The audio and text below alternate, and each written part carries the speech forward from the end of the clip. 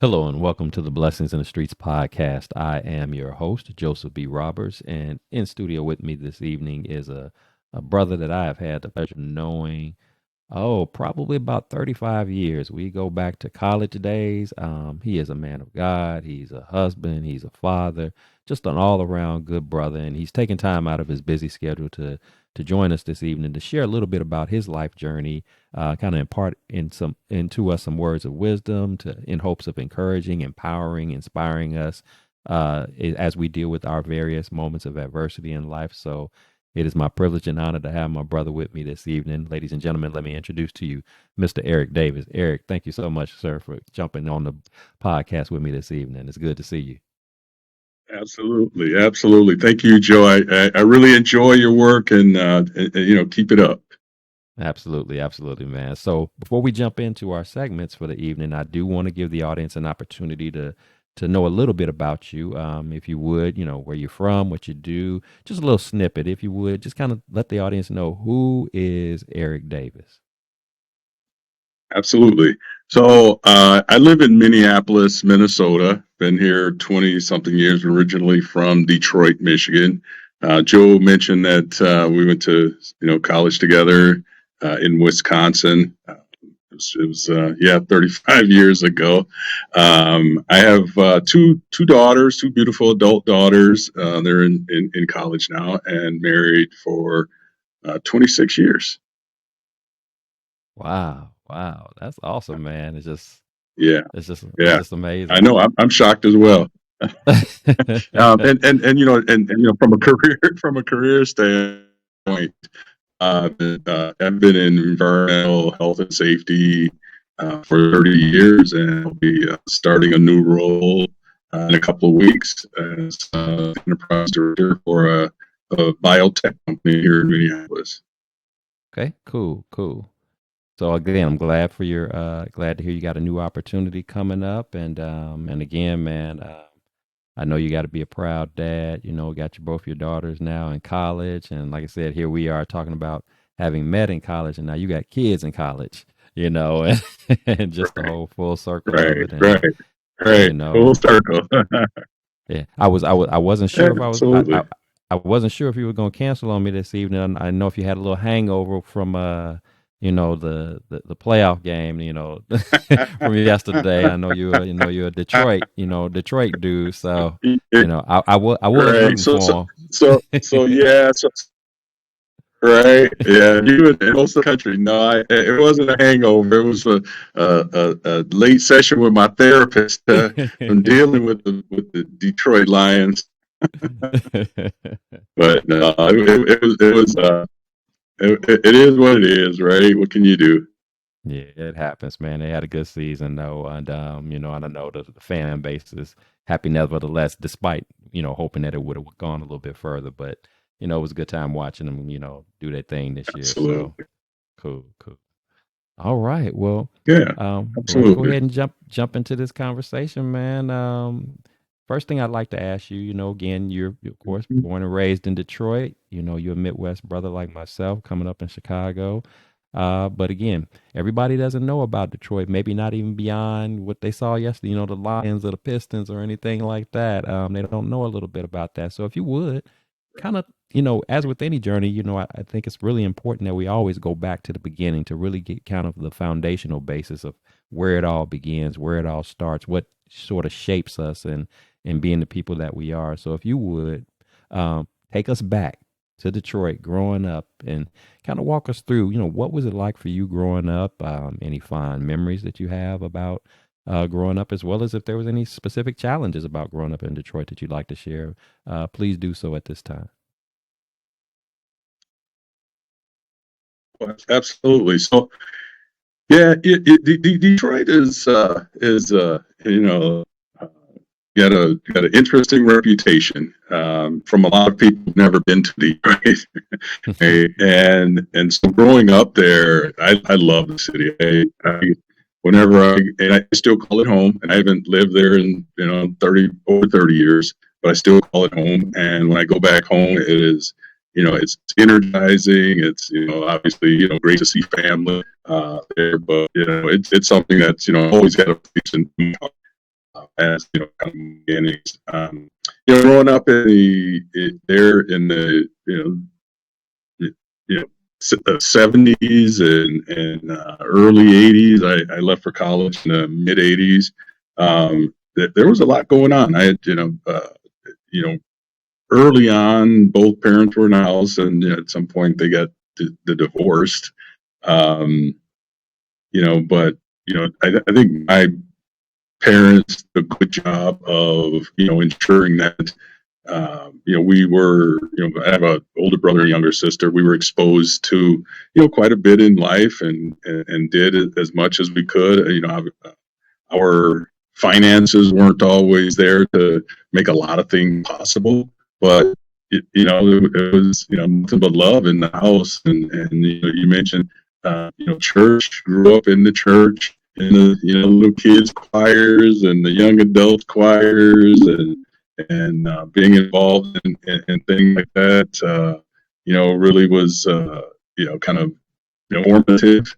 When my parents divorced, my brother, sister, and I would visit father periodically. I don't know the terms of the visitation, but we would visit with him, and it was always a fun weekend, exploring, doing things. That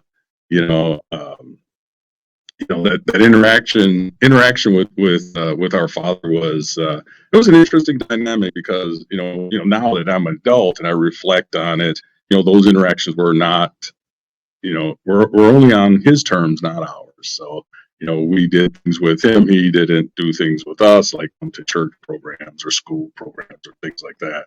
I don't know if that was something visitation related or what. It didn't make a difference, because my mother was very good about saying, celebrate those who are here with you rather than those who are not. Right. And so kind of really put a lot of things in perspective. I think as a kid, playing with neighborhood kids and doing, goofy stuff that neighborhood kids do. We had a lot of opportunity in the city to, get into a little bit of trouble, but nothing really, significant. That was back when, they would, police would just take you and put you in the back seat of the car to scare you, and then, let you out. Now they're, trying to put you into the pipeline system at an early age. Right. And again, I think, just having that, network of other kids who are friends and parents, and looking out for each other, was really beneficial.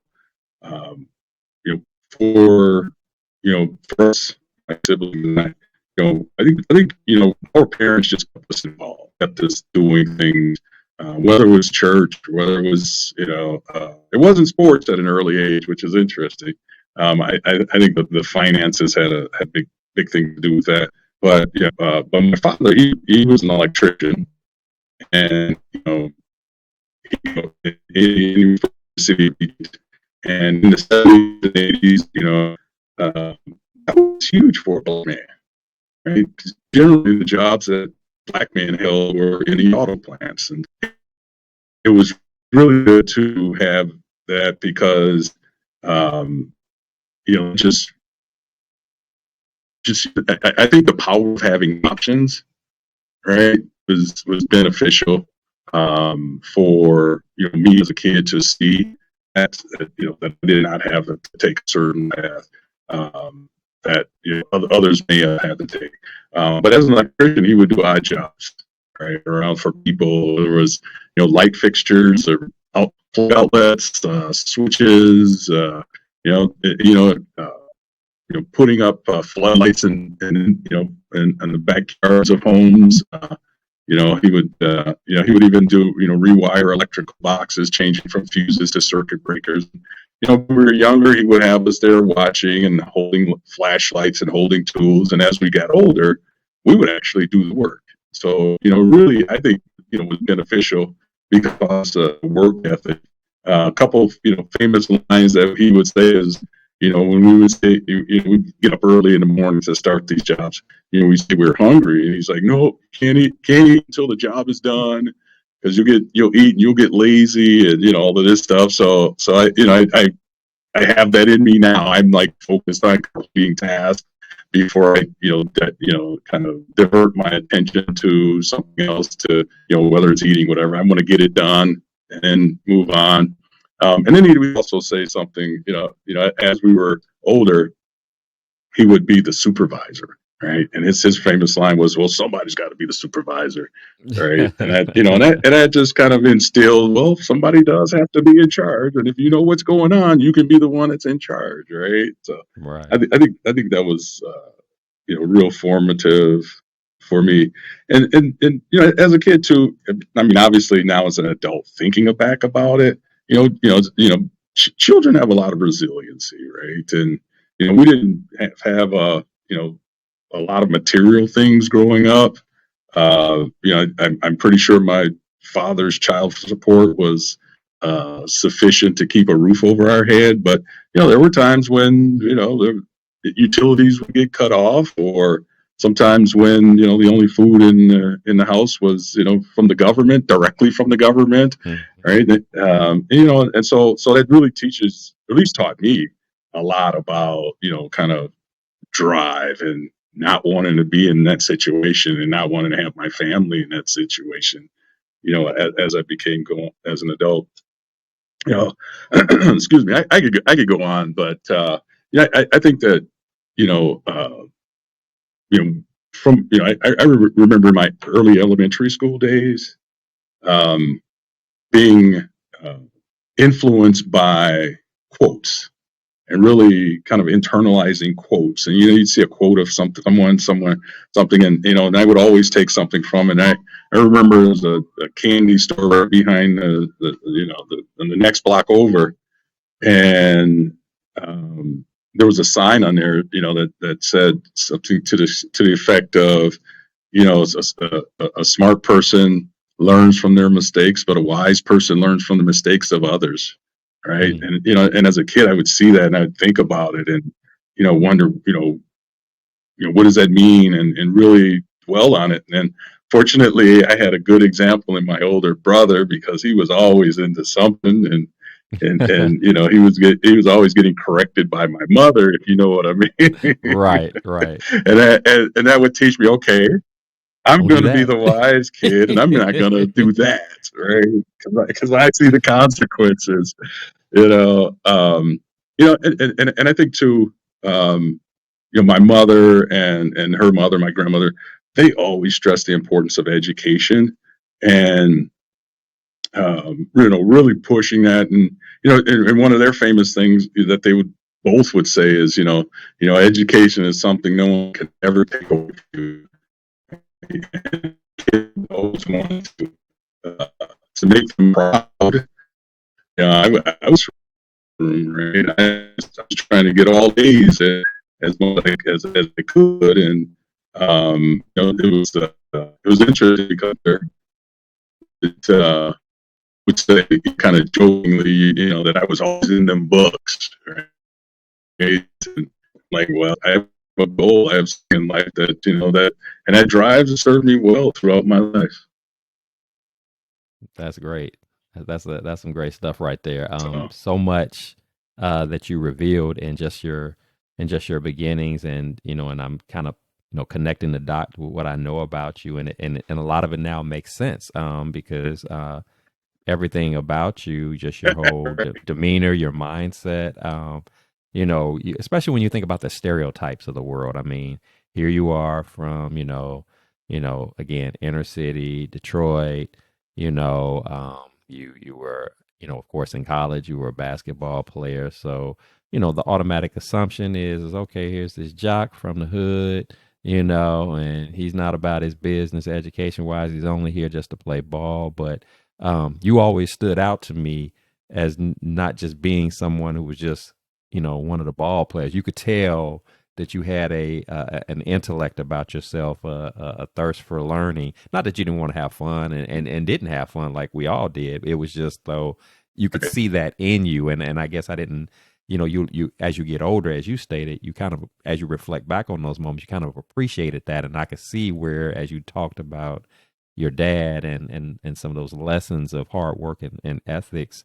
you know, were instilled in you, and how you embrace that, and just even paying attention to. I thought that was interesting. You mentioned about your observation of different quotes that you would see growing up, and how you really not only just gravitated to that, but you tried to learn from it and see, okay, what meaning does that have, and how can I apply that to myself? And so all of those things I think are awesome, and again, it shapes, clearly shapes who you are as an individual. And as you stated, you're applying this in your day-to-day life, and I'm sure you've imparted some of those same principles and practices even into your own daughters, not only for their own personal benefit, but also being a dad of daughters, you always want them to see what they need to be looking for in that potential, male figure that they may one day fall in love with and come home and say, Daddy, I want to marry him, and all of that.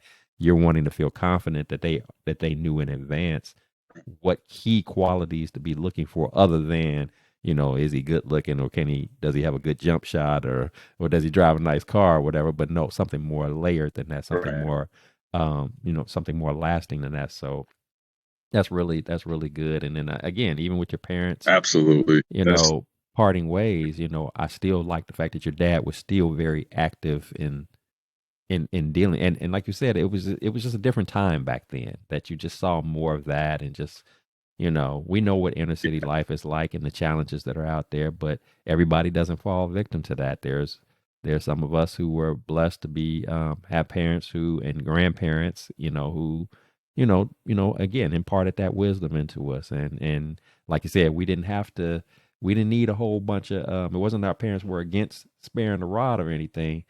Some of us just understood the lesson sooner than others. And so we didn't have to make some of the same mistakes that maybe some of our counterparts, unfortunately, got caught up in. So that's really good, man. And I appreciate that you sharing. Absolutely.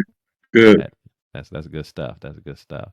I am curious, and I don't know if you and I ever had this conversation. Of course, as I shared at the top of the show, we both, of course, met in college, but like yourself, coming from an inner city, for those, of course, who, may not know, obviously, that are tuning in, we both come from Midwest inner city type environments. And then we go to Wisconsin to school, to Eau Claire, Wisconsin, which I'm sure for, kids like us coming from the city, Eau Claire is like the middle of nowhere somewhere in Wisconsin. Like, where is this place?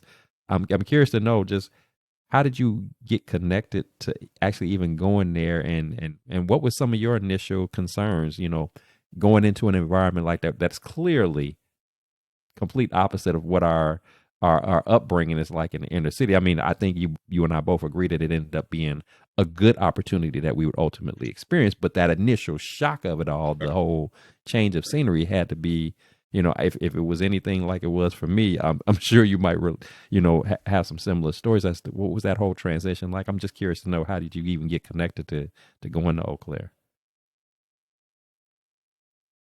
Yeah, so yeah, absolutely. The connection was through basketball. The coach called my coach, and kind of made that connection. My high school, the college coach called my high school coach, and made the connection. And at the time, I was looking for a school that was far enough away from home that my parents wouldn't show up. Mm-hmm. Right. I think of high school there at that time. I was for independence and wanting to kind of get going with my life. So I think Eau Claire just kind of fit the bill. I didn't know what I was getting into, to be honest. It was a culture shock. Obviously, being a curiosity piece in that environment. It kind of took some of that resilience to kind of deal with, why are they staring at me? What's wrong? And I as most problem cells will go, well, I must look good. They keep staring at me, right? And so it just became my mantra around that, right? And I think just, I really didn't realize that it was a shoe, until kind of I left there, because I left high school right after graduation to kind of play summer ball and kind of conditioning and all this stuff, that you do before season. But I'm back home, and then I saw all the diverse people, doing, the bus drivers, the police officers, the store clerks, you just name it. It was just so diverse. And then and then it hit me that, wow, there's no diversity back at school. Right? There's no, and it kind of an eye-opening moment that, I mean, quite frankly, made me appreciate Detroit even more. Right?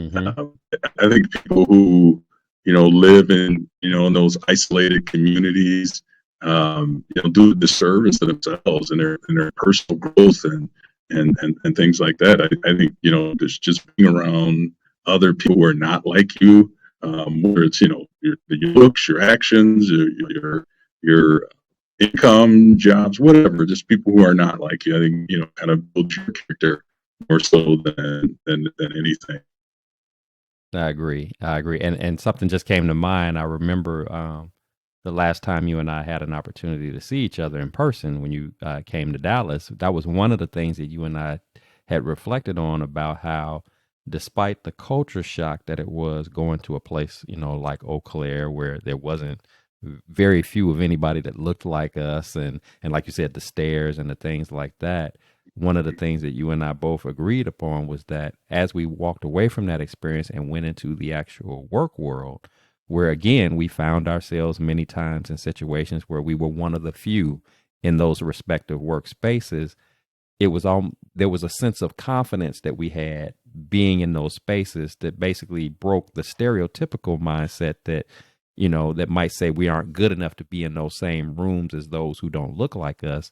Having gone through that experience that we did in college, and then being able to take our knowledge and our brain power and our creativity into other workspaces in life, we were able to walk in those rooms and feeling like we had just as much right to be there as anybody else to be there, and that we weren't necessarily at the bottom of the list in terms of what we had to contribute. In fact, we may have even felt like we were the brightest ones in the room, or one of the brightest ones in the room to input and to contribute.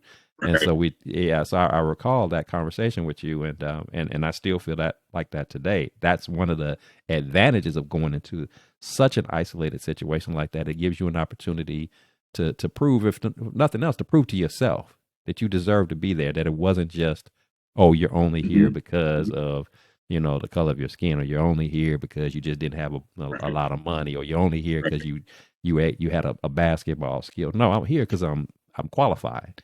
I was qualified then to be in that academic setting, and I'm qualified now to be in that work setting. So yeah, that just kind of came to mind about that conversation. That's it. Yeah, absolutely, and it still plays out. The last 15 years, two organizations. I've been the highest ranking black male, black female, black person in an organization, and that's each. And one of the things I would say is, keep finding other people, right, who can be in this other role at this level or even higher. And my previous station did bring in a couple of additional black individuals to at high level roles, which that's kind of that's great. Actually, Floyd, but that's great. You finally kind of did that. Yeah, I totally agree. Man. And I totally relate, to what you just said there. So that's good stuff, man. So Eric, man, I want to go a little deeper. Here on the podcast, we often talk about again, the ability to overcome challenging and adverse moments in life. And the reality is as I'm sure you know, as you live life and get older, you begin to experience a series of different storms and trials and tribulations. But every now and then, you get hit with a storm, you get hit with a moment of adversity that's a little bit more intense, if you will, a little bit more heavy than the normal stuff. So much so that you might find yourself in a situation where you're faced with something that you just don't know. How am I going to get through this? How am I going to ever be able to overcome this? You may have some doubts, some fears, some worries, some concerns in that moment. Now, of course, we know that you're here, so we know that whatever story you're about to share, that you obviously you worked your way through that. But nevertheless, if you would tell us about a time you found yourself in that type of situation where this was a little deep for me, Joe. I didn't know how I was going to work through this. I didn't know how to navigate this. I was feeling overwhelmed by it, but I did ultimately work my way through it, and I'm here today to share that story. Please kind of walk us through what that experience was like for you, and what was ultimately that breakthrough moment for you to begin to see a way through that situation. Yeah.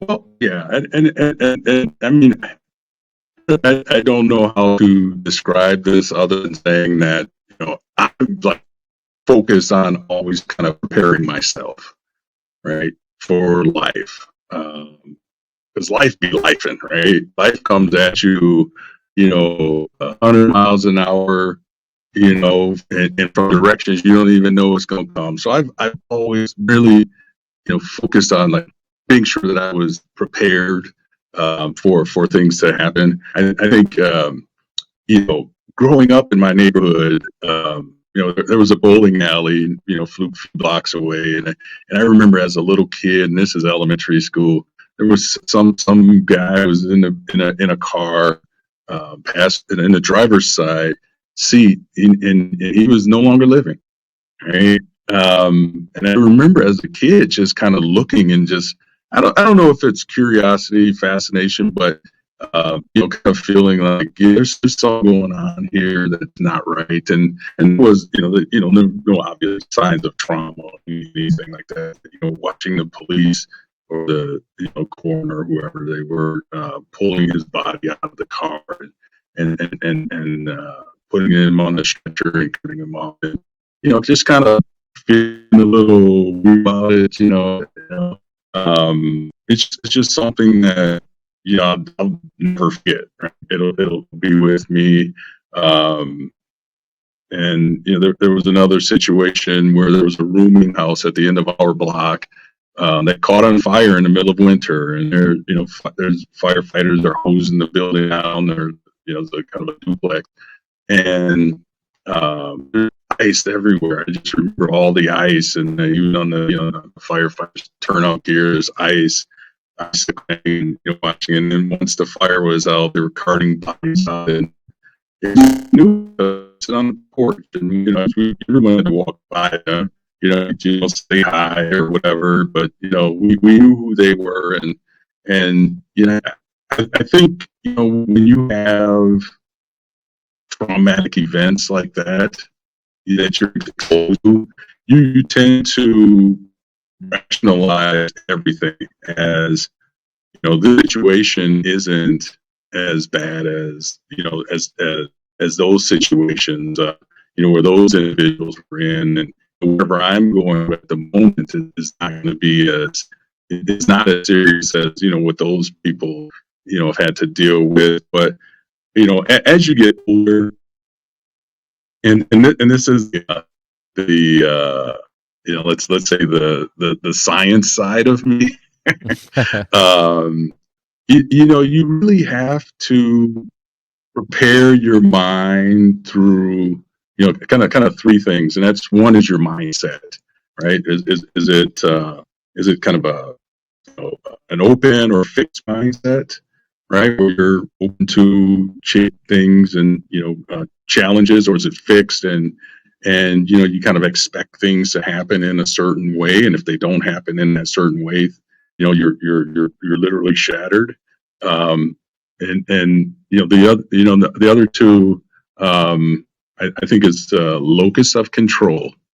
Right? If any of your listeners want to or viewers want to look that up, locus of control, I think that's critical because it really talks about how do you view um, incidents or life's moments as something that you can control or something that fate controls where you have no control over it, and really understanding how much control that you do have in things in your life and how much you don't, right? I think the third piece that I really want to add in there is that sphere of influence, right? I think people want to think that they have more influence things and activities and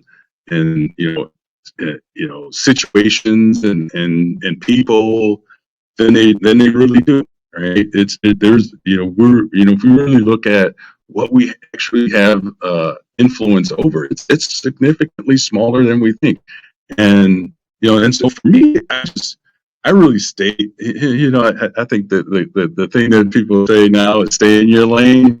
I absolutely really focus on staying in my lane with respect to things that I can control or things that happen, and things that are out of my control, and it allows me to really rationalize situations and focus on really coming from kind of those kind of stages of grief, from kind of rejection, denial to sort of your all to us, and really looking at, okay, how can we adjust, how can we move forward with this challenge, and so that's fortunately has allowed me to not get into kind of the what I would think of as the depths of situations that that seem impossible to overcome. I like to really kind of think about things with a clear mind, and so I use techniques to make sure that my mind is clear and I'm not making decisions, long term decisions on short term emotions. Right? There's another one of those quotes that I'm throwing out there. I just ensure that I really kind of thrive and live my life that way. Gotcha. And I appreciate you sharing the perspective as you did, with regards to, as you said, dealing with trauma in life. Because if you're growing up and you've ever witnessed, or whether it was face to face witnessing, or just know of someone that has died, whether it was due to a senseless crime, whether it's due to, as you use the example of a burning building, or some other means, it can be hard to process that. And of course, the closer the person is to you, the more challenging that can be. But I like the fact that you make points of, what, these moments in life are going to happen, and there's not really anything that I can do or say, or like you said, or influence in some kind of way to prevent it. I mean, because that's the whole epitome of going through storms of life. Nobody's immune from storms. Everybody's going to have storms of life. Now your storms and my storms might not be exactly the same, but we're going to have storms. They're coming. So the question then becomes, because I know that they're coming, that there's no way I can hide from that, is there something that I can do to prepare myself for what is otherwise an unannounced event, what is otherwise an event that I have no way of knowing in advance the level of intensity that storm is going to carry with it? What can I do in advance? And so one of the things that I always reflect on, and I even pray about, every day, is that, and you kind of spoke to that a little bit. One of those things was staying in my lane. So when I talk about staying in my lane, the lane in particular that I refer to, that I stay in, that I'm looking to stay in, is I'm looking to stay in the lane, that same lane that God resides in, that narrow road that He resides in, because I understand that in those moments of grief, in particular from traumatic events, and it could be from any event, but definitely when it comes to trauma or something that's really weighing heavy on you, oftentimes, the reality is that there's just some things that are going to be more than what we personally on our own strength and abilities can handle, and we need a source that we can rely upon. So if I'm staying in that same lane, for example, that I know that God resides in, that's my source of comfort and peace and joy and strength, then yeah, I want to make sure that I'm staying in that lane. So when I need it, particularly when I need it the most, I'm right there. I haven't strayed too far away. And then of course there's, a part of that of course also involves, consistency in prayer, consistency in being in God's word, so that I know how best to process, those moments of adversity that I'm going through. I mean, we're all still human beings, so it's natural for us to have that initial reaction to whatever it's that we've been hit with. So whether it's sadness, whether it's anger, whether it's frustration, or whatever, you're allowed that. But what you don't want to do is you don't want to stay stuck in that. And Absolutely. so knowing, Right. having an Right. awareness of that these storms of life are going to happen, but also having an awareness of where your strength comes from, where your comfort comes from, where your peace comes from. That helps you in that process of dealing with it all, and kind of working through and actually trying to make some sense out of it. Like, what am I supposed to take from this moment? It doesn't feel good. I don't like it. It makes me feel uncomfortable, Right. but it happened for a reason. So there must be something that I'm supposed to extract from this, something I'm supposed to draw from this. And so I think it's important that we look at our storms of life in that manner. And I think it'll help us all to be able to be better suited in being able to, again, to process, these type of moments that we encounter, because they go in waves, they go in peaks and valleys. And you and I both have even experienced, one, we both have a common trauma moment that we've experienced in regards to our mothers, Mm-hmm. so, Mm-hmm. so it's like, Mm-hmm. it's a different Mm-hmm. vibe, it's a different Yeah. energy, and everybody processes differently. There's no right or wrong way to do it.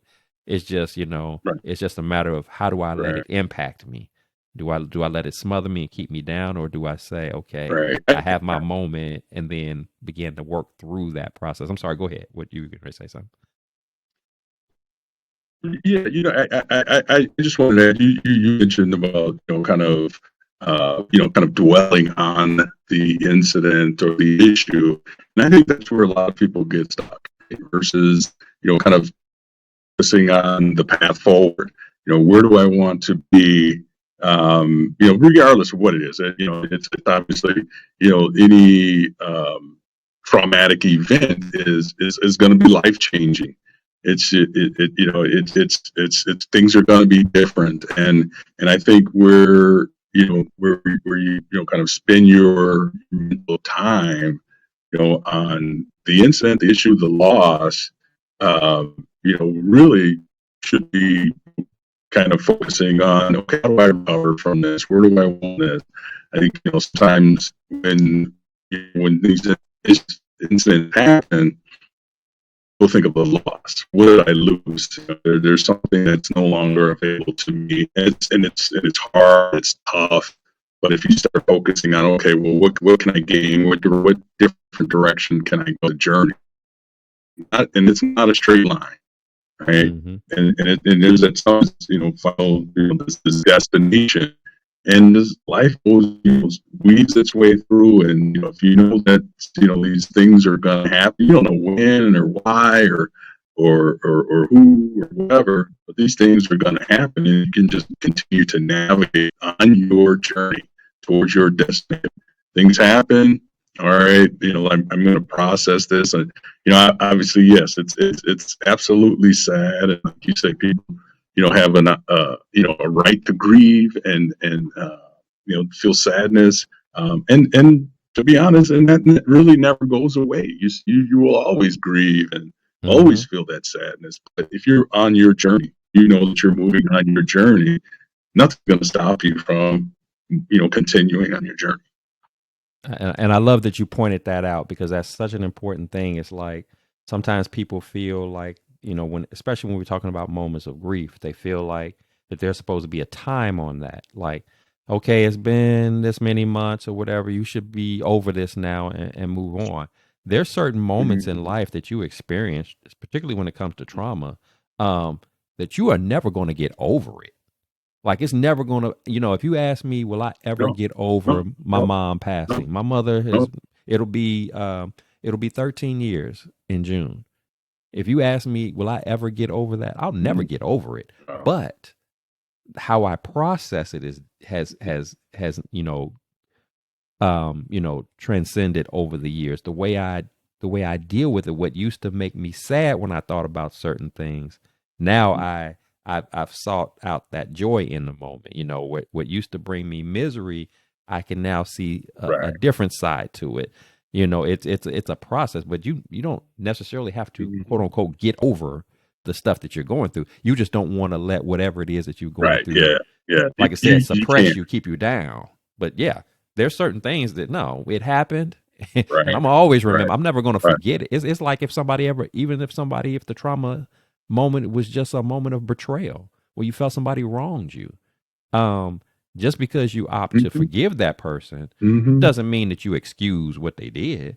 Or just because you opt to forgive that person doesn't mean that you'll forget that it happened. Right. You've just made a conscious decision that I'm not going to allow that moment in Right. time to hinder me. I'm not going to let that moment in time stress me out while I'm still thinking Right. about it and marinating on it. And it happened 20 years ago, that one time that you said Hmm. that you did something, and I'm still holding this Right. grudge, like as if I'm Right. hurting the other person instead of Right. hurting myself. So yeah, so it's the same concept. So I appreciate you Right. pointing that out because it's Absolutely. so Absolutely. critical to be Absolutely. mindful of that. So you kind of tapped in onto to the next thing I wanted to ask you. But if you could kind of tie that in together, I'm curious to know when you do find yourself dealing with challenges in life. It could be something major, like something traumatic of nature, and then sometimes it could just be an everyday, daily, a problem, an annoyance. I came home from work and I found out that this problem exists that I got to deal with. I'm curious to know, what is your routine? What process do you like to go through that kind of helps you work through challenging times, whatever those challenging times are? What is it that works for you to helps you to keep a level head while at the same time figure out, how do I problem solve this situation that's before me? How do I work through that? What do you like to do? Right. Yeah. And it's interesting because I do have a process. Right. And I think everyone should have a process. And I think if you go back to what I said, a few minutes ago about life being a journey, right? And you're on this journey, and it's not a straight line, and you're going to go in different directions, and kind of try to weave your way one side and back the other way, but really trying to continue on that journey because you're going in a certain direction. And I think like thinking about healing and kind of to me it means like recovering from some emotional pain, Hmm. some sort of emotional. It's you know most of the time emotional and whatnot. And as much as you try to avoid that emotional pain, it's a funny way of presenting itself. Right in your face. When you least expect in some cases. So what works for me is figuring out kind of how to clear my mind. Right. Everyone has a different technique on clearing their mind. Um, some people meditate, right? Some people go to pray. Some people, kind of, pick up a hobby or something.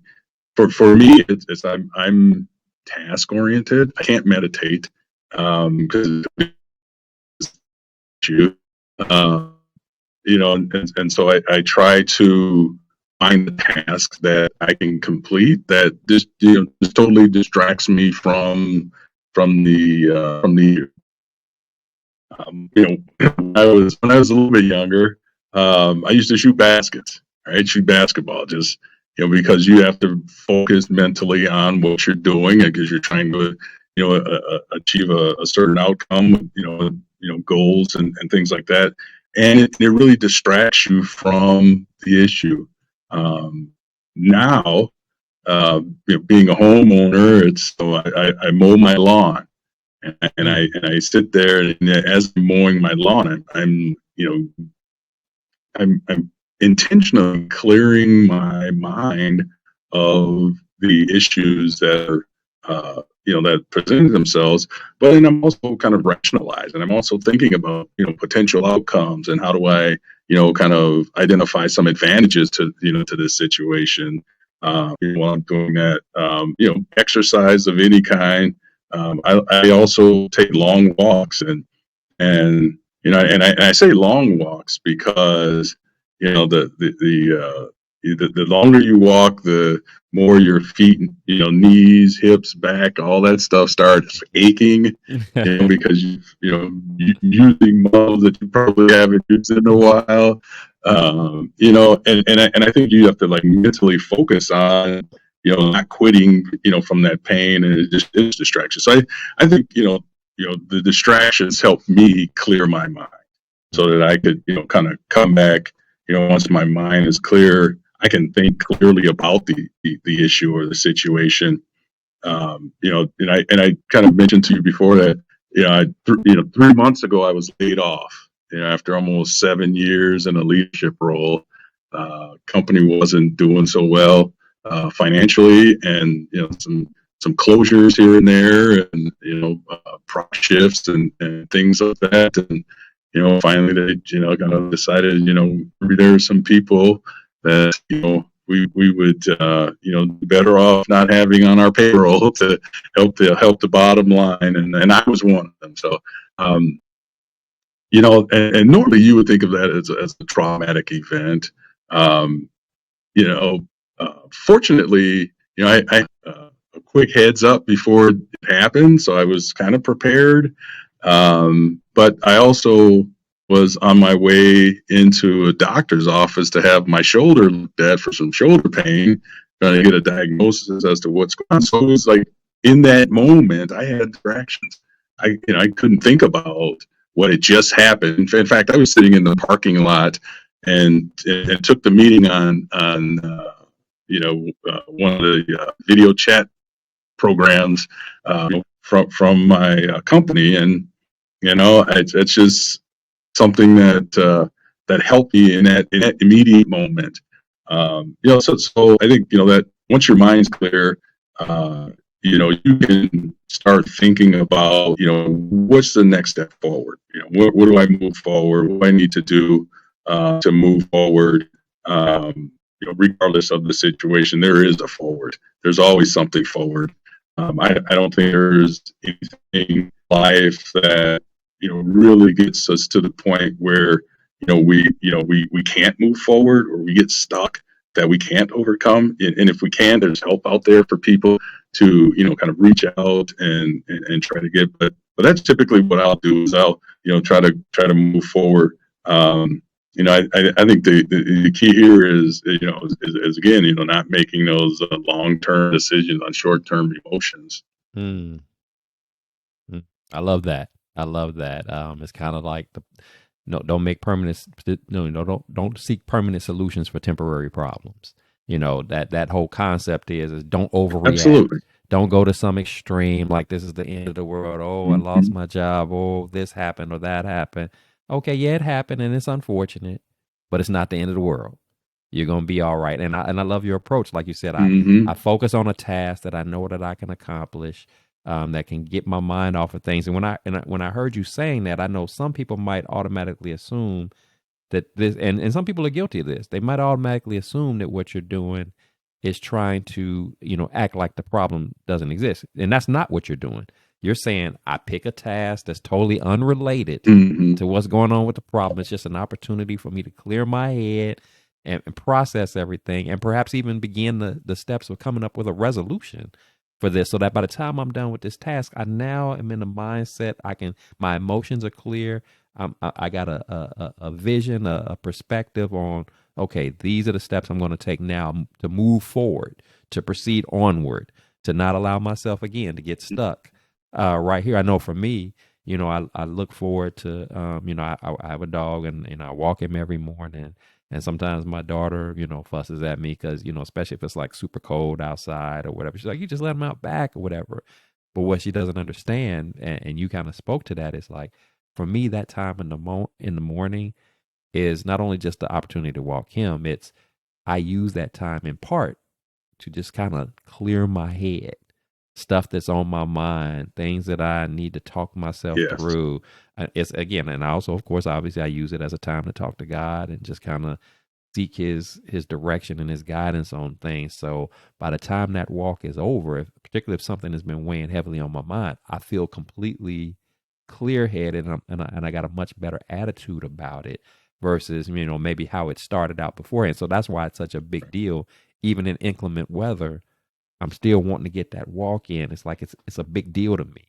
And because it's a part of that clearing your mind process that you spoke Right. of, that Right. total unrelated task. Walking the dog got nothing to do Right. with this financial issue or this other struggle or Right. this other challenge, but it's my time of peace and solitude where I can, like you said, clear my thoughts, clear my head so I can have that focus that I need to have to properly and in a healthy way resolve that matter that's before me. So I love your approach, Right. man.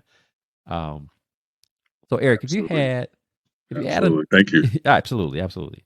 If you had an opportunity, man, as you think back, we got some years under our belts now. It's been a minute. We getting up there, but we do have those moments where we reflect back on our lives and stuff that we used to do that we don't do anymore. Things that and not because we physically can't do them. It's just we've matured. We've grown up. We've become big boys, and we know some of the things might have not been the best decisions back then, and we understand now the importance of that. So, with that said, if you had an opportunity to speak to the younger Eric, think about the Eric from the college days, that young man growing up who, maybe how it is when we're young. We think we know everything. We think we got it all figured out, and we really don't, but we think we know it all. If you had a chance to give him some advice, some words of wisdom as to how he might, guide his steps, or somebody like you, how might you might guide your steps in, particularly as it pertains to dealing with the challenges and adversities of life, what would those words of encouragement, words of wisdom that you would have to share? Absolutely. Absolutely.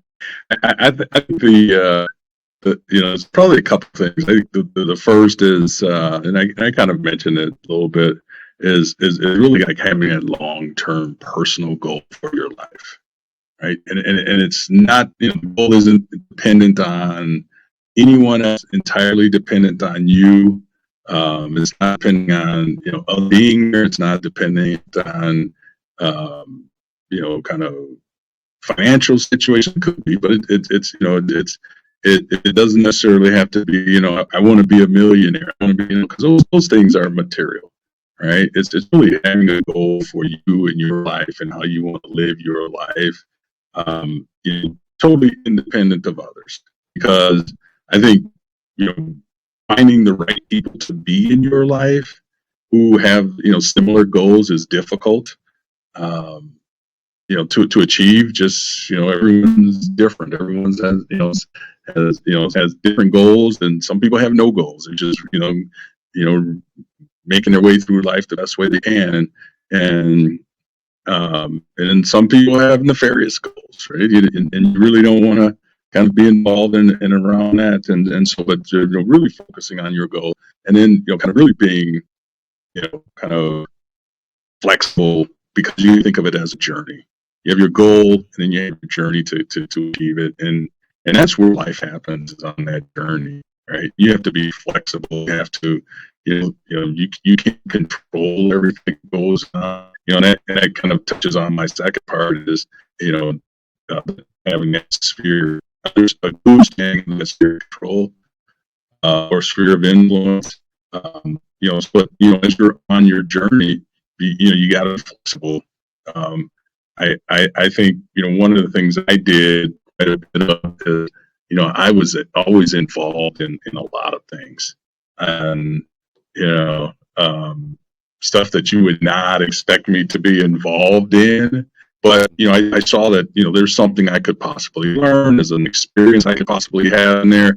Um, you know, I think about some of the one of the things that used to do plays in college, and I think you and I were in a play at some point at a time. But I did a play for the local children's theater, and it was the play was Christmas Carol, and I was the ghost of Christmas Future, and and I no speaking lines. Just I come out on a they're pulling me across the stage on a gondola and fog machine, and I'm in all black, and it's just one of those situations. And I remember we did matinee performances for the schools, and they would sit the little kids in the front row. And when I came out in my gondola, the first graders, kindergartners, I don't know, they started crying, and I'm just like, I'm eating it up because I'm doing this great performance. And,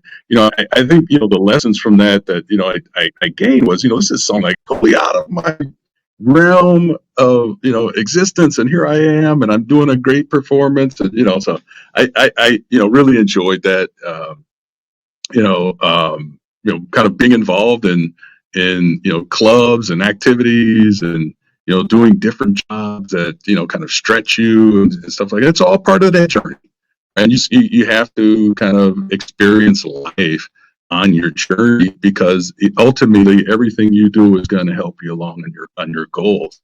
And that other part that is advice that I would give is really have a firm understanding of that sphere of influence. And I would tell my young self, and it's funny because we didn't have the opportunity to do that, but I would say go online and learn all that you can about sphere of influence. We didn't have the go online stuff, Right, right. at that time. It was coming shortly after, and that long ago. Mhm.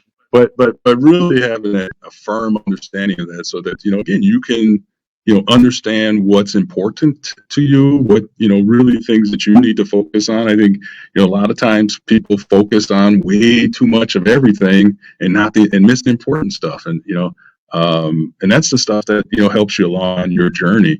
um you know Life is going to disappoint you, people are going to disappoint you, and it's all going to happen in a heartbeat, right? And it's just understanding like where you're at on your journey is critical. Absolutely. I love that. Because what I'm gleaning from what you said, just kind of recap is, first and foremost, you need to know what your purpose is. Find out what that purpose for your life is, and don't necessarily make it about, like you said, the material things. I mean, nothing wrong with that, but there's something much deeper than that. What's your purpose? And then Hmm. I love that you highlighted, which is very critical, is be willing to step outside your comfort zone. Be flexible, try some things that, like I said, is totally out, maybe totally outside of your realm of what you would normally do. If you have an inkling of a curiosity about it, um, try it.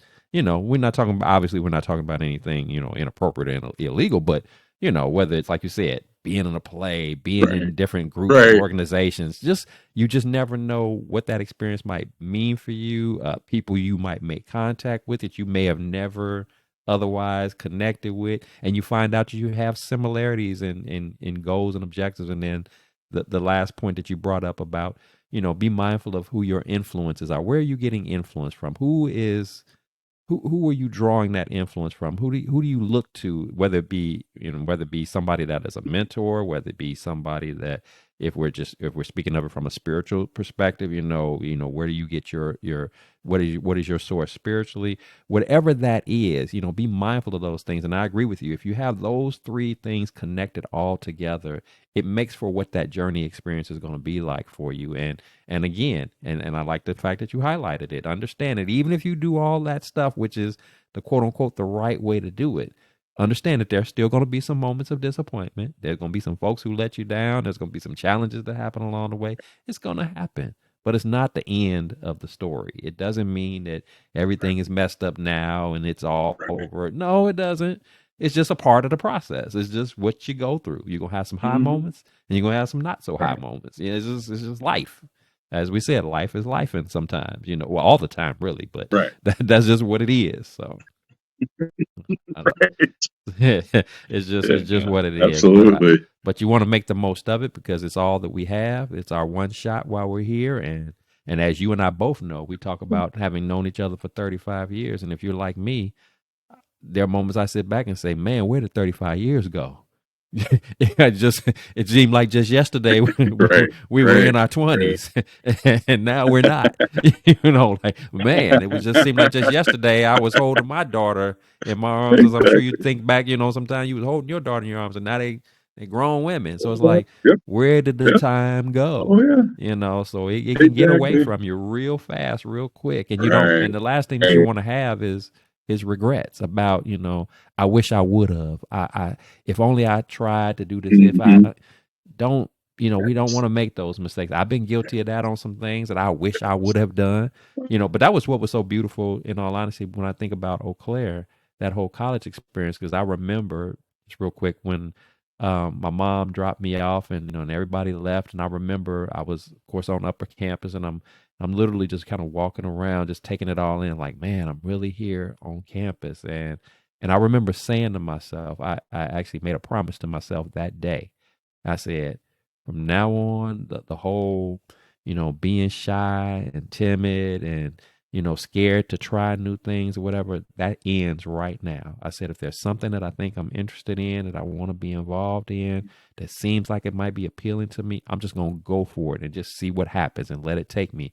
And as from me, I was involved in all kind of stuff, way more than I would have ever. That was a big turning point for me. I had never experienced being like that. So everything from, you know, being, president of BSA, being in student government, being on this committee, this conference, that program, ambassador. I mean, I was doing so much stuff and still trying to go to school. But it was like it was worth it to me, because it was like I was finally Right. coming up out of Right. that shell, and it transcended into adulthood. So now, Yes. I'm totally different than what people might have known me to be, say, when I was in high school. I was always thought of as a nice person, but I just was too scared to try stuff. I was always worried about what people thought, or if I wouldn't be good at it, and you just there has to be a point where you just break out of that and you just explore your true self and just see what Right. happens. Some things you're gonna try, you tried it and no, I don't like that. But then there's gonna be other things that you try and you be like, you know what, that was kind of fun. I Mhm. want to know more about that. So you just never know. So don't limit yourself. Right. Don't restrict Right. yourself, and you'd be surprised how you can grow Right. as a person. And it helps, particularly when you again when you go through difficult times. Just your broadness and experiences from different things. That if nothing more, you might have Yes. met somebody that might end up being that person that you need to chop it up with when you're going through, that I can reach out to and say, man, Eric, I'm just going through. You got a minute, man? I just need to talk. And we met at some random, unusual Mhm. event, but we made a connection and it built a friendship. And now I have somebody that I can talk to when I Right. need to be, I need to get something off my chest that might be able to give me some good advice on how to process it all, so I don't feel like I'm dealing with it by myself. So you just never know. So good stuff, man. Good stuff. So before I let you go, man, it's been a pleasure Mhm. talking to you Right. this evening, Well, man. yeah. I'm sorry. Go Yeah. ahead. Yeah. Yep. Yep. Oh, I was just going to add on there. I think what holds people back from those experiences on their journey is that fear of failure, right? Mm-hmm. It's great, and the fear of or the potential to learn something new or have some new experiences. And there's no such thing as failure, right? Either win or you learn, right? There's no failure, right? And I think that's where life people have, would help, right? I can't tell people to do that, because that's fear of failure is absolutely real and significant, but it does hold you back. And if you can focus on kind of looking at it as either winning or learning, you certainly can benefit and move forward. Mm-hmm. And I totally agree with you. I mean, we're not dismissing the fact that that fear of failure can get to you. I mean, I think we personally have had our moments where we feared failure, but Mm-hmm. what you learn though is, like I said, I would rather take a chance with something, and like I said, if it didn't play out the way I thought it would, at least I had the opportunity to learn. I guess if there's a fear, again, as I stated earlier, I fear not trying something that I should have tried, and I missed the opportunity because I let my Yes. fear get in the Yes. way. I fear that. Yes. That's correct. I fear missed Yes. opportunities. I fear missed Yes. blessings that I could have had. if I just, Yes. walked in faith, if I Right. just trusted the process and just went for it and just did it, even in the place that I'm in right now, Right. when I think about, my calling and my purpose on life to, to do things like a pod. I mean, I'm new to the podcast game, and I didn't know how it was going to play out when I first started, but I had to not allow the fear of it all to get in the way and just look, get your mic, put your headphones on, get your platform and just start talking to people and let it do what it do. And now it's like I feel like I'm rolling with this thing. I know what I'm, but what if I would have let my fear get in the way and I started comparing myself to all of the thousands of other podcasts that are out there? If I started or in other facets of my life, if I would have been too afraid to write my book, and I could never do that. If I let stuff like that hinder me, what blessings, what opportunities I would have missed out on. So that's what I say I fear the most these days is not experiencing what God has for me. That is right here. He's already got it set up for me to grow, to learn from it, to benefit from it. I just got to get out of my own Mhm. way to go ahead and try it and not be worried about Yes. Yes. what everybody else Yes. thinks or feels about it or whatever. Who cares? I mean, it's cool if you support it, but if you don't, that's cool too. I need to be okay with that. As we all need to be okay with that. Even if Right. you're Right. even if you're your only Right. fan, then Right. okay. Then that's just gonna be me. And I'm just gonna go Right. ahead and do this thing. And Well, absolutely. and that's just what it Yep. is. Yep. So Right. absolutely. Awesome, man. That's So like right. That's right. That's beautiful. yes, yes. So again, man, it has been awesome, man, chatting it up with you, man, and just hearing your story, hearing your journey. I mean, some things I knew about you, and then there's other things, of course, that I've learned about you that I didn't even know. And again, but most importantly is your message, your story has been very encouraging and inspiring, and I'm sure people are going to be blessed in hearing your story, and it's going to impact them in a way that matters the most. And perhaps they'll have a different focus, a different perspective. Maybe they won't allow fear to get in their way to try new things and exciting things. But before I let you go, I do, as customary here on my podcast, I do want to take an opportunity to celebrate you, to acknowledge you, to love on you, brother. If there's anything that you got, any good news to share, anything happening that's coming along the way, anything that you'd like to share, please do. We want to again celebrate you, acknowledge you. I know you got a new job coming up, and anything else that might be going on, please share. We would love to celebrate and acknowledge that. Absolutely. Yeah. First off, my daughters, beautiful daughters. One's here at University of Arizona, and other's a freshman at San Diego State University. Yes, they both wanted to get as far away from Minnesota as they could, and they're enjoying sunshine and heat. That's Right. So, awesome. but really for me, I'm grateful that they wanted to get out and branch out on their own and be away. And, because for me, I want them to grow into the women that they're going to be. Right. Mm. Away and independently. And I told them I'll always have a home for them. Don't ever worry about that. Feel free to go out and branch out. And they both took advantage of that. And so I feel really blessed and grateful for that. As you mentioned, my mother passed away. It was 2.5 years ago now. But 2 years before she passed, she had to go on dialysis, and she also had some heart issues. So they're concerned about them inserting the dialysis shunts or the equipment into her veins, and what it was going to do to her blood pressure and things like that. And she was scared. They had her scared, and it was funny because I went to visit and stay kind of with her through the process, and she refused to let me see the doctor that kept trying to scare her because I was going to scare him. It's just the way things were going, but right before the procedure, one of the things that I really just grateful for was she told me that how proud of me was, and my accomplishments, the man I become, the family that I have, and all of that, and and yeah, and I think I might have mentioned it earlier, with getting grades, good grades, that's one of the things I've always had in my life was to make my mother proud. So for Mm-hmm. her to say that, that really meant a lot to me, um, because she was certainly, one of my inspirations growing up, and really looked up to her and what she did, kind of the journey that she was on. Um, I have to acknowledge I have a dear close friend in my life who holds me accountable. Is an amazing sounding board, and has been more of an inspiration to me than she even knows. And I think everyone really should have someone in their life who can they can talk to freely and openly, and without any expectations or any kind of ulterior motives or anything like that.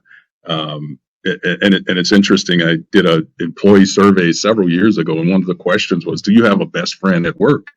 And I thought, who has a best friend at work? And I have people acquaintances. I've had I've taken many different jobs throughout my career, and I could list on one hand the number of people I stay in touch with, after leaving those jobs, and but while we were working together, we spoke every day, we chat every day, we did things together outside of work. But once I was gone from that environment, that literally that friendship ended. So I mean, and there's a few, like, again, that all the way back from my early days, my first job out of college, I still stay in touch with a couple of people there. But and so, but to have someone that's like that in your life is, I think, is truly a blessing. And as you mentioned, in a couple of weeks I'll be starting a new job, a new role,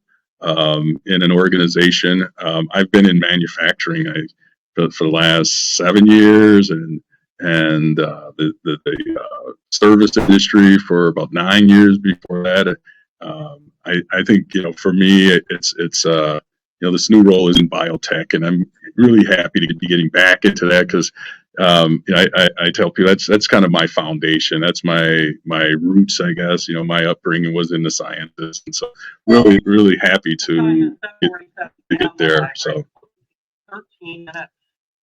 really get back to there, and for me, it's a role where they came looking for me. I'm really fortunate that kind of that things have transpired the way they have. And to tie this up there, and it's associated with the job piece. I listen to on Sunday mornings, early in the morning, they'll play church services on the radio stations, before the regular church, right? Mm-hmm. And there's a couple of pastors that I'll listen to. One back in Detroit and a couple here, and I was in the gym listening to the sermons, and the pastor that morning was preaching about truly being thankful, right? And he made something to the extent of being thanking your parents, and really he was the way he was presenting it was that you have to thank everybody, including your enemies, and because he said that something like the enemies put those stumbling blocks in front of you, but if you hadn't put those stumbling blocks in front of you, you wouldn't have the stepping stones. The enemies put the lemons, served you lemons, and if the enemy hadn't served you lemons, you wouldn't be sitting there sipping on lemonade. Right. And I was in between sets on the rest when I heard that, and I just clapped out loud in the gym, like, preach it, and it just spoke to me in that moment, right? And I related it to kind of my work experience as of late, and I think that kind of ties it together for me that this is the right move, and I hear that message that you're making the right move, and go on. So I'm thankful for that. It's my life has been a blessing. I really can't complain. And when things go bad, I think I have the tools and mechanisms to kind of right shift to the direction I wanted to go in. Love that, man. And again, congrats on the upcoming job. Congrats on raising beautiful daughters who are living their lives, doing their thing in college, man. Congrats on a, successful long-term marriage. Just everything is falling into place. And like you said, man, you just never know whether it's enemies that cross our path or whether it's, what appear to be unfortunate events. Just talking about your job. I lost my job 3 months ago, but now, while in that moment it may have not felt good, here you are a few months later, not only about to, bounce back into a new job, but in the lane of what you were wanting to get back to anyway. So had that not happened, you wouldn't be experiencing what is now going to be your new blessing Right. to Right. to add to the list Yeah. of many that have crossed your path. So we just never know, and that's why we can't allow these moments to, while there may be that initial shock, we have to take that moment to pause and say, okay, now this happened for a reason. Let me, let me process. Let me see what's up with this. And part of that process is just kind of sitting still and just letting God speak to you. Whether it's, like I said, whether it's me Yes. listening to a church service online or on the radio, whether it's some other encounter, and the one last thing I want to touch on is I love the fact that you brought up the importance of having that person in your life that's sort of that accountability partner, that person that you can just be openly and honest and vulnerable and transparent with, and you don't have to worry about that spirit of judgment being cast upon you or anything like that. But then they'll tell you what you need to hear, not what you just want to hear. Those type of things. So it's always good to have that type of individual in your life. Right. So very well Right. said. I'm happy for you. Much success and Absolutely. blessings on you and your life and your family, man. I'm excited for you and looking forward to hearing more Thank you. Thank you. great things that you're doing in this world, man. And of course, as always, my brother, you are welcome anytime to come back on Thank the you. podcast on a future date if you choose to do so. And appreciate you being here and imparting in us your encouraging words of wisdom and everything else about your journey. So for my listeners, if you've enjoyed today's broadcast and you've been You blessed too. by everything that's been said, please subscribe, please share, please like, please comment. Because here at the Blessings in the Streets podcast, this is what it's all about: encouraging, inspiring, uplifting, being transparent, just laying it all out there, letting you know that we understand that there are going to be adversities and challenges in life, but they don't mean that that's going to be the end of our story. We get shaped, we grow, we develop from those trying times, those challenging moments, but they don't have to stop us. They don't have to defeat us. They're necessary. They're a part of the process. It's a part of our spiritual workout, if you will, to strengthen our spiritual core, our spiritual mindset, our spiritual endurance, our overall spiritual well-being, so we can be the best versions of ourselves as we walk in our purpose in life and doing the works that God has specifically designed for us to be able to do to advance his kingdom and to do, again, great works in this world. So with that said, remember, here at the Blessings in the Streets podcast, this is the place where your story is your glory, where your relationships are relevant, and where your journey is your joy. I am your host, Joseph B. Robertson. I thank you so much for tuning in. And until next time, keep fighting that good fight. Keep persevering. Stay strong. Stay connected to the source, your source of influence. And I promise you, if you make that source of influence our one and only God himself, the one and only true God, it'll be the best decision that you'll ever make. It's the best relationship you can ever have. We were not built to do life by ourselves.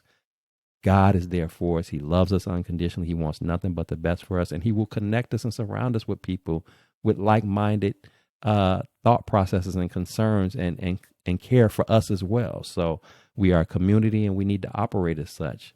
A community of people who love one another, not only those who are, do nice things for us, but we also got to do that for our enemies. We have to have that spirit of forgiveness in ourselves and not just allow ourselves to be subject to being bounded by fears. Allow ourselves to step outside of our comfort zones and take all that life has for us. I promise you, you won't regret making that decision. So until next time, you take care of yourselves, and I'll see you next time on our episodes. We look forward to having you. Good night.